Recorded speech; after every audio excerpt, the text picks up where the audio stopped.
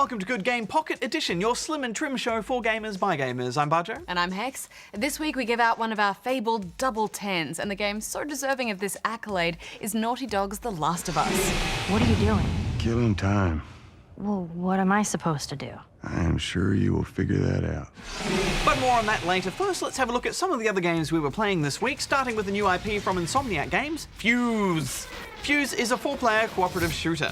A team of secret agents infiltrates the evil Raven Corporation to obtain a powerful alien substance called Fuse. When combined with weapon or tech, this stuff is super deadly, turning a standard gun into a black hole particle disrupting chain reacting mega weapon. Each of the characters acquires their own Fuse-powered gear, and then the game is on. It's a shame though, Bajo, just how average the enemy AI is. I mean, enemies almost always have their back to you, and it makes the stealth painfully obvious. Yeah, these guys are the worst guards I've ever seen. And sadly, everything else in this game also feels quite average. After the first hour, Hex, I just felt like I'd already seen everything. Well, we have seen all of this before. It's the same old formula, from targeting enemy weak spots to gunning down waves of enemies. With so many other co-op shooters out there to choose from, it's really hard to recommend this AAA priced game. I gave it 5 out of 10. Yeah, maybe if it was a small downloadable game, but there really isn't anything about Fuse which says I need to play this, so I gave it 5 as well. You could say it failed to light our fuse. Next up, REUS. REUS is a PC-only title from indie studio Abbey Games. In it, you control the forces of nature through the hands of 4 elemental giants. Your goal is to create villages and reach a certain set of developments before your giants all go back to sleep. The more you play, the more you unlock, and the further your civilization will progress. There's a lot to get your head around. It's all about placing plants, animals, and minerals in the world, and making the most of the symbiosis between those different resources so that your villages flourish. I could see overall that there was a puzzle to be solved, but it just wasn't that much fun getting there. Not to mention, there's never any feeling of attachment to the villages and worlds you create because they're all just gone after the end of the game.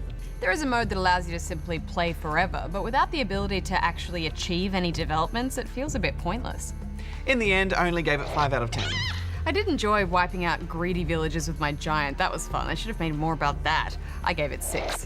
Next up, Ratchet and Clank QForce. It has actually been out on the PS3 for a while, but the Vita version is new, so we thought we'd have a look at both, having never reviewed the original. The big difference with QForce compared to earlier games in the series is that this one involves tower defense. The story revolves around Captain Quark. He's recruited both Ratchet and Clank into his own galactic hero squad called QForce. The QForce! To save the galaxy, you need to protect the QForce bases from waves of baddies. The best thing about the game is the array of creative weapons you can upgrade. Unfortunately, the tower defense stuff is really undercooked. You can't even build the most basic maze. It's purely about setting up defenses at entry points and then personally blasting at enemies to hold them at bay. And you have to leave your base to collect bolts to buy more defenses, so you have this constant juggle going on. It's only a bit better in co-op, and I actually think it's odd they don't allow for 3 players, with someone on the Vita as the 3rd player, because the game revolves around those 3 characters. I have to say, I was really unimpressed with this. I gave it 5. Yes, much like Fuse, it is a powerfully average game, and it only took 4 hours to complete on the PS3, which was also a letdown, so I gave it 5 as well. Okay, Hex, we should go off to the Ask Good Game desk and answer some questions. That'll cheer us up. Good game! Okay, so this week we've got a question from Jeff in Warnbro, which is in Western Australia. Just wondering how you decide on what games to review. There are so many coming out all the time. That's an interesting question there, Jeff, and there's a few things that contribute to deciding which games we review each week. But the key thing is to make sure that we review the game or games that are of most interest to you. Yeah, so we actually have a special super secret whiteboard in the office which we use to plan out our episodes a few months in advance. The game publishers do send us release schedules, and we use these to plan which episode will feature which game, ideally timing it so that we review the game either before or in the week that it's released. But there are quite a few things that have to come together for that plan to work. First of all, we need to make sure the publishers can actually get us a copy of the game early enough for us to play and review it. Often that means we get what's called debug code, and that only runs on special debug consoles. consoles. The game itself is almost complete, but it's not completely final, so it might have a few bugs in it, maybe it loads a bit slower. The developers are still working on it when we're playing this game, sometimes too. We usually get a list of these bugs so that we can take that into account, but we always keep it in the back of our heads as well. We also have to make sure that we don't break any embargoes. Most games come with a strict embargo date and reviews can't be broadcast before then. Sometimes that date might only be hours after we go to air, but it's tough luck for us. We have to hold that review back until the embargo has passed. It's so hard not talking about the games. I know. The moment we play them. And sometimes we don't actually get a copy of the game until it's released. And sometimes that's a sign that it's really terrible, but sometimes it's just random as well. And then we still have to play the game and review the game, and then we have to edit it and record the review, and so we can take a while before we can actually get that one out the door. As for how we actually choose the games, well, we pretty much have and want to review the big blockbuster games. Mario, Halo, GTA, The Last of Us, or any big releases that people are excited for. Then, of course, there's little experimental and indie games that pop up all the time, and we love to cover those, especially if there's been some discussion in the industry or in the office. Things like Journey, Dear Esther, for example. Anything that seems fun and worth having a look at and talking about, like DayZ, which I talk about all the time. A little bit too much. Yeah, and we've got a big team of gamers who are constantly playing all sorts of things and keeping their eyes out for anything exciting.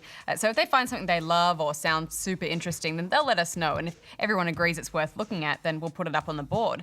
Likewise, if we see a lot of our viewers loving a game, talking about it, tweeting about it, then we'll try to take a look at it as well. Absolutely, and we also attempt some balance for every show each week. We wouldn't want to have a show just all full of shooters, for example, if we can help it. We also try to ensure that not everything is played on just one platform, and we hope that all of that combined means that we have something of interest to all types of gamers each week. And we especially like it if we can look at a game that's been made right here in Australia.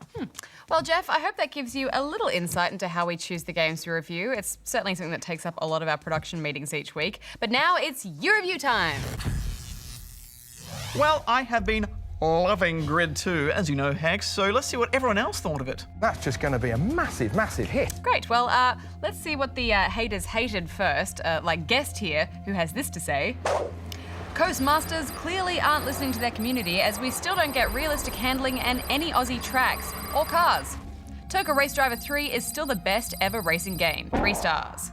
Harsh. Well, not quite as harsh as It's Just Luke, who simply wrote, crap, 2.5 stars. Still, most of you seem to love it, although Cat Lover here clearly wasn't totally blown away, writing, well, I could rate it 6 out of 10 rubber chickens because it's a pretty decent game.